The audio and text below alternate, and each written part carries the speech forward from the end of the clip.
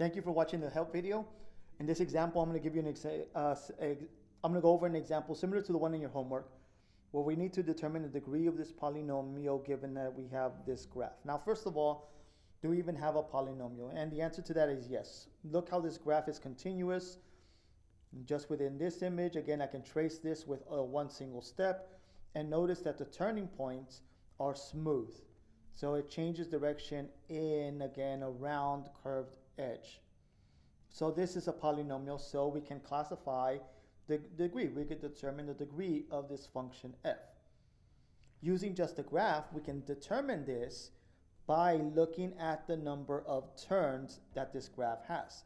Since it has two round turns, again, here's turn 1 and here's turn 2, the minimum degree that this polynomial must have is 1 unit higher than the number of turns. So 2 plus 1 more is 3, means that the degree of this thing has to be at least a minimum of 3. So the answer to this question is that this has to be a polynomial f of x of some a value of x to the third power plus some other terms as well. So ax to the third plus bx to the second plus c times x, and again d. It has to look something like this at least. It could be higher. It could be ax to the fourth plus ax to the third, and then continuing, okay?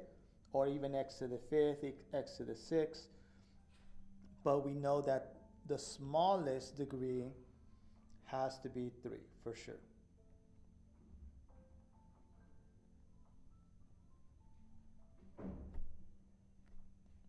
Sorry, I meant to only erase the bottom.